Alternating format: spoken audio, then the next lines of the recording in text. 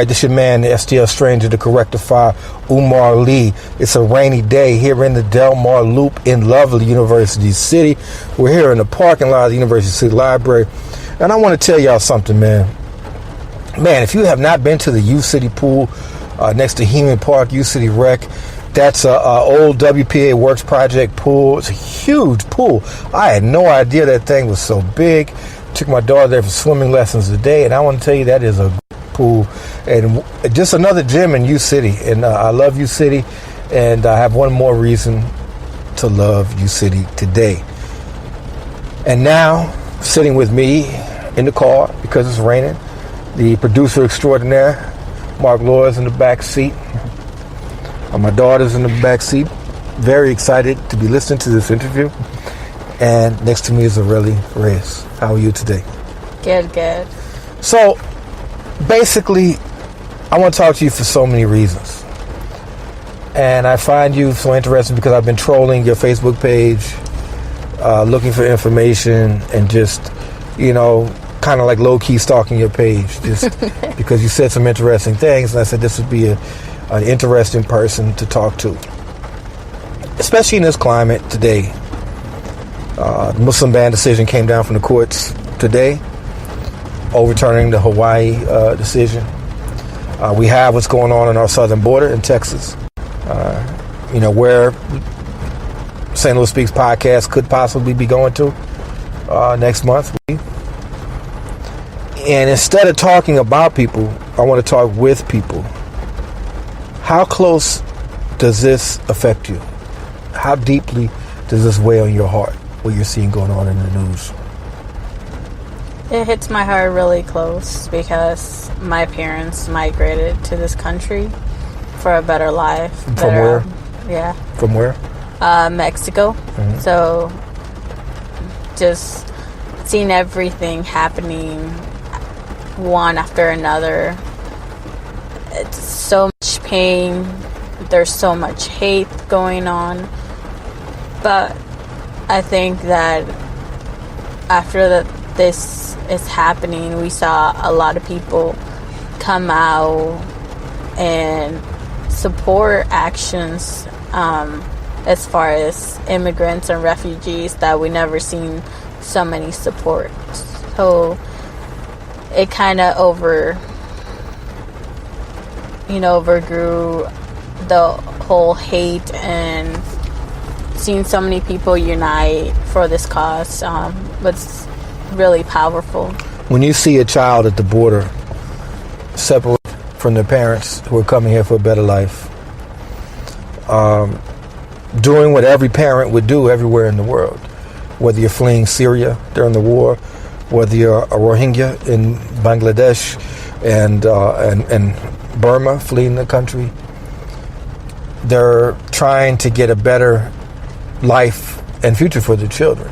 When you see those children at the border separated from their parents, do you think in some respects this could be me? Is it personal to you when you see that? Yeah, that could have been me. I came to this country when I was only 8 years old with my younger brother who was 6. And so just looking at babies and children being separated from their mother, it's really heartbreaking.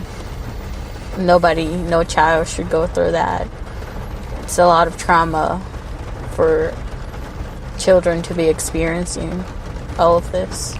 You came to St. Louis when you're 8 years old, and coming to St. Louis is not like coming to Dallas or Houston or California or Arizona or even places like Oklahoma City, with large Mexican-American, Latino populations like you have on the coast, etc. You come to a community with a small Mexican immigrant population, a small Latino population. And did you speak English at this time? I spoke no English at that time. I had to learn. Basically, in elementary school, that's when I think the only word I could say was yes. What district did you go to for elementary? University City. University City. And you stayed with them through high school, everything? Yeah, I went from 3rd grade all the way into 12th grade, so graduated from UCity. Because you can't come on this podcast and not answer the St. Louis high school question. You're going to get asked. So you didn't speak hardly any English at all. No and English. Were the kids nice to you? Were the neighbors nice to you? Was this a welcoming environment for you? Or? Yeah, so UCity has always been very welcoming for my family and I. It wasn't really until like my senior year when I really started speaking out about my undocumented status. And that's when a lot of people in school, teachers, friends, really knew about. Well, we have to back up right now because, first of all, senior year, how long ago was that? 4 years ago. 4 years ago, okay. You told me you were 22. Mm-hmm. I'm still thinking you're a teenager, but because we didn't discuss the undocumented status part of it. Yeah. So you go through your senior year, you begin to speak about your undocumented status, but first, tell listeners, because some people don't know what undocumented status actually even means. Yeah. Okay. So what does it mean, and how does it affect you? Okay. So being undocumented, it's basically that you cross the border illegally, and you don't have any papers or anything. So that made you undocumented in this country. So, or you overstay your visa illegally, so you're here illegally. And so you have no social security number, no driver's license, but you do pay taxes because you do get an IT number, an identification number by the government. Has it been difficult for you to find employment or to get accepted into school or different things of that nature because of this status? So in 2012, DACA, which was an executive order by Obama, was given to undocumented youth who came here, were brought here by their parents. So I was able to qualify for that. And I applied my senior year, so 2014. I applied and I got a social security number and work permit, and that was able to apply for a driver's license. So I am protected from deportation for 2 years, and I got to renew that every 2 years. So you're what they refer to as a dreamer. Right. Right. So you're in kind of a difficult situation. Every 2 years, you have to really follow the politics in Washington, D.C. between the Democrats and Republicans that are basically dreamers, DACA, immigration is kind of a political football. You know, you're sitting here next to me. This is real life. These are real people's lives and real people's futures. So is it difficult for you to kind of plan for the future when you know that every 2 years you're basically up to the mercy of whatever politicians in Washington, D.C. want to do? Right. So when I first applied to DACA, I knew I was going to put not only my information, but my family's information out there. It was hard, but we decided that it was something better than nothing. But we are still fighting for something permanent. We want a permanent solution. That's why when we have the dreamer narrative, I don't like that. I don't like being called a dreamer because my parents were the original dreamers. So that's just like excluding everybody else that didn't qualify. And honestly, I felt privileged with having DACA. So even though I applied for DACA, I still fight for everybody else because we're all in the same boat. So your senior year, you began speaking out, and this would have been in 14 or 15? Or? Yeah, 2014. And so you graduated in 14 or in 15? I graduated in 14. Okay.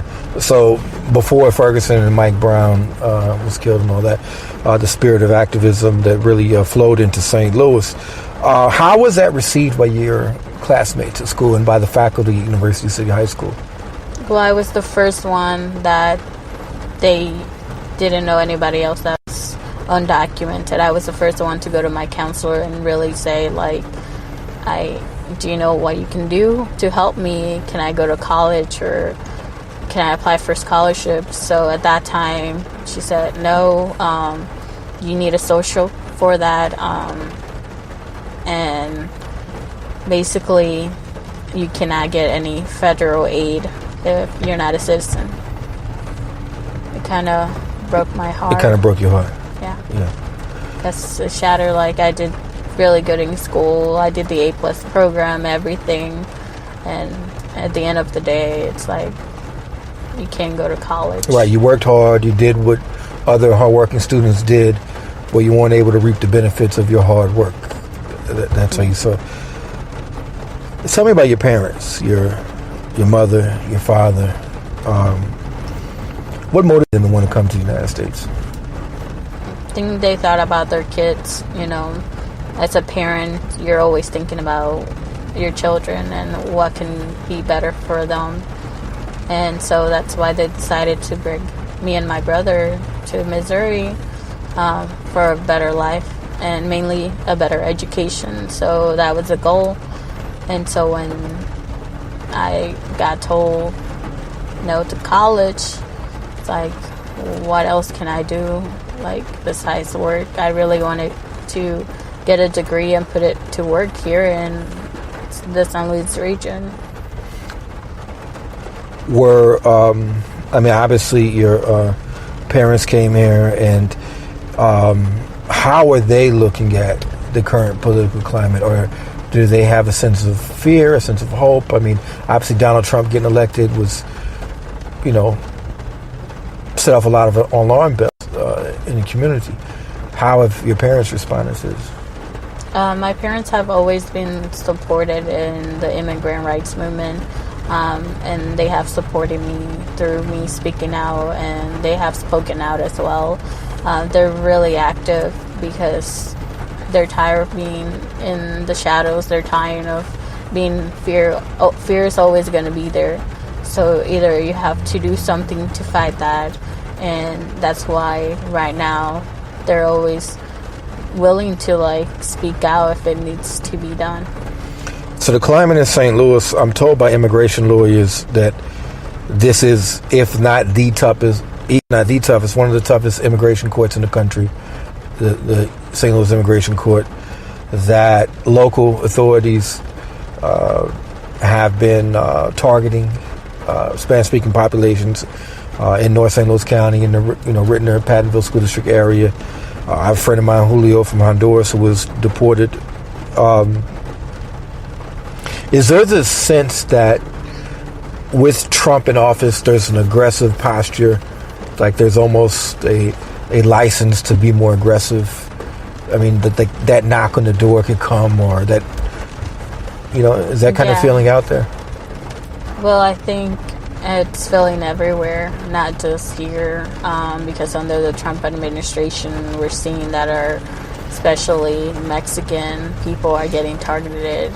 We saw the hate when said that we're rapists and criminals. So, we're seeing that. My uncle got detained just last week, and as soon as he got detained, he called me, but the police had already called ICE. And they're not supposed to be, the police is not supposed to be working with ICE, and we're seeing that happen. What department was it? It was the Clayton, the Clayton department. So it's hard. It's tough out here, but I think people are still keeping the hope. Especially we are really involved with God. Our population is really big in the Catholic communities. So you have a couple of parishes that are dedicated to Spanish-speaking population. I know in Our Lady of Guadalupe in Cool Valley, Ferguson area, and there's another one or two, I believe. Yeah, there's now 20. 20? There's 20. Well, I'm not a Catholic, so there goes my number. But Our Lady of Guadalupe is the first one to have an immigration ministry. So Santo Toribio, who is the migrant saint, we're the first Catholic parish that is really speaking out about immigration and challenging the politicians. And you feel that faith has helped sustain the community through these difficult times, and Yeah. definitely. Last year, might have been a year before, but a year or two ago, I remember being at AT&T Dallas Cowboys Stadium in Arlington, Texas, and it was my birthday weekend. And my birthday weekend is always a big boxing weekend, because the two big boxing weekends on the American calendar are Cinco de Mayo weekend and Mexican Independence weekend. And my birthday is September the 18th, so it's that weekend of my birthday. So Canelo Alvarez was fighting in Texas, and I was down there to see my daughter, and I went to the fight. And it was over 50,000 people, and it's the second Canelo fight I've been to. I saw him fight in San Antonio, too, against Austin Trout a few years before. I'm a big boxing fan, cover boxing, write about boxing. My dad was a boxer. He was a boxer? Yeah. Nice. Yeah, well, we might get together and watch Triple G Canelo, the rematch. Yeah. Definitely. So, and I'll get to Triple G, too. So, I'm at this event. There's over 50,000 people. And easily, I'm just going to be generous and say, maybe there was 3% of people that were not of Mexican heritage in the crowd, right? Me being one of those people. And I remember just looking around this crowd. It was vibrant. I mean, there was families there. There was, just everybody was having fun, and it was such just like a really fun environment for boxing. I've been in other fights, like there's been brawls all over, and I was thinking to myself, man, Donald Trump doesn't want this to exist. I mean, look at this beautiful time everyone's having, this great time, and Trump doesn't want this to exist. Flip side, Canelo Triple G, last September, I watched it on closed circuit at North Park Mall in Dallas on the big screen. And there was like 1,000 people in the movie theater watching it. And again, it's like, almost all Mexicans, right? And everybody's having a fun time. They're buying soft drinks. They're buying popcorn. They're eating candy. They're contributing to the economy. Everyone's chilling. And I'm thinking, Donald Trump doesn't want this to exist. Right. And I look at this, I say, this is aspirational for St. Louis. This is one thing I don't like about St. Louis. I don't like in St. Louis I can't go nowhere with 1,000 people and watch Canelo fight. You know what I'm saying? And it just speaks to this old human urge to otherize people, to say that people don't look like us, they don't speak like us, they're somehow naturally inferior, and that can lead to some very dark places. So sorry to go off on a boxing / political rant. Boxing and soccer are big things in our community. Yeah. We love to party. We know how to party, and I love tacos. Well, HBO Larry Merchant used to say they teach the left hook in the cradle. Yeah. So, I mean, even with this, my place is in North St. Louis. I got the Mexican Soccer League plays by my house. People are still just living their lives. Yeah, we got to keep on living. We're to stay no matter what people are saying. We're here. We're going to keep working. We're going to keep going to school. We're not stealing nobody's job. There's plenty of jobs out there. And we're just going to continue living our own life, growing our families here. This is our home, and either you welcome us or you... Have there been any police department, any cities in particular in the St. Louis Metro that have been seen as problematic towards immigrant community? Or? Yeah, back in a few years when I was younger, I remember Red Latina, which was a newspaper back then, published something about St. Anne's police department. And luckily, that has been not as bad now. We're seeing more organizations working together with communities, and if there's any fear out there or if there's any miscommunication, we want the community to know that there are people out here that want to help. What about the city of St. Louis? Do you feel that the city of St. Louis, both the government and the police, positive in their deal? Probably parts of that as well. I think we tend to have the white and black, so we tend to forget about brown people. So there's not much talk about what's going on. So that's another thing that we're working on. Where do the Latinx community fit in. Right, because St. Louis is still that black and white binary. And that's one of the things that I think really holds St. Louis back is when you go to, modern cities on the coast or New York, or I live there in D.C., it's not still the black and white thing. I mean, obviously it still exists, but it's not the dominant thing that makes up every aspect of the society. And I remember when I was in school, we had a handful of Hispanic kids seen as white, and they identified as white. And I thought that thing had finished. I thought that was done. And then maybe 5 or 6 years ago, I was still a cab driver, and I had 2 drunk Mexican girls in the back seat. They were twins, and they were, fun. And we pulled by the gas station. They said, "Could you go in and buy a cigarette for us? Just 2 white girls like us, they may pick on or something." And I saw 2 white girls. Like, they weren't like you could say okay. I mean, they were brown skinned Mexicans. So that still exists in St. Louis to some certain extent. People they erase other than black and white, and then people erase themselves because they got to fit into this St. Louis binary. Yeah. Well, you see Cherokee Street, it's really big on Latinx community, but there's other places that are getting bigger, like La Tejana. They have a whole market there. They have a whole Mexican store, tax, and they're being radio station, newspaper. They've been really helpful to the community as far as spreading any type of, like, if there's a DUI checkpoint or anything.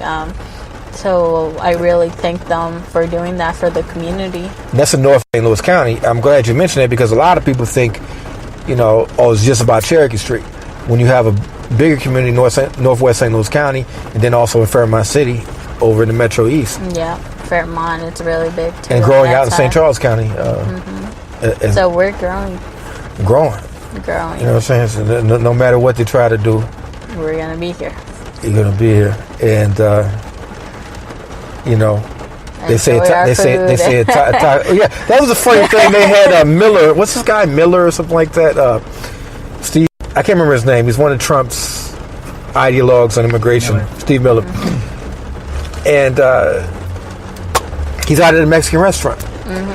Several years ago, there was a writer wanted to do a book on white supremacy in America, and he said he wondered, like, he was going to meet the white supremacists for lunch, and he said to himself, where does a white supremacist eat lunch? So he called the guy and he said, hey, where do you want to eat lunch? He says, oh, there's this great Mexican place by my house, and there's this kind don't want the people, but that's the same thing. I mean, if you look at like a lot of anti-black racists, they love African American music.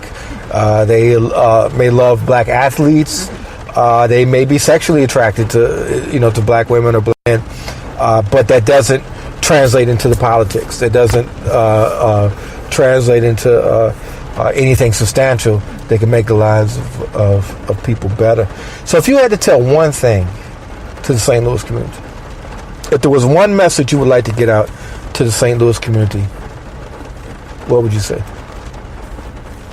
I would tell the people here to get better educated on not just the whole black and white binary issue, but there's the whole immigration issue, which is the big thing right now. It's our families that are being torn apart, babies put in cages, children.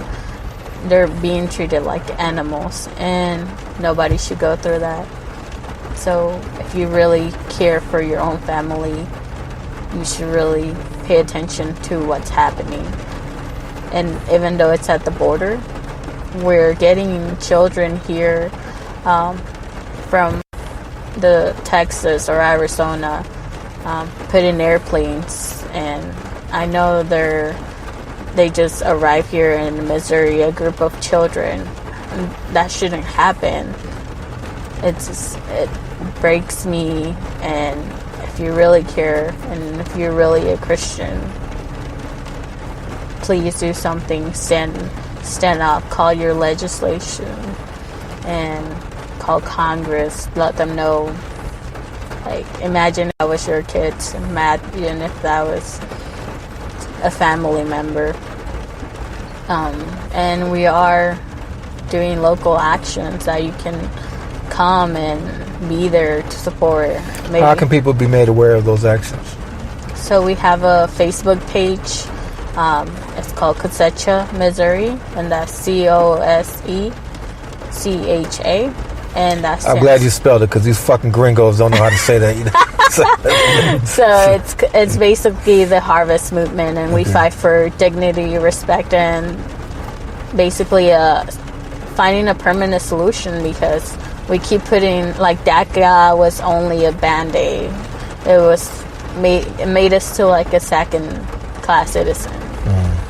So we really want a solution, a permanent solution for our people. We're doing so much for this country, and the least that we can do is just a protection from deportation.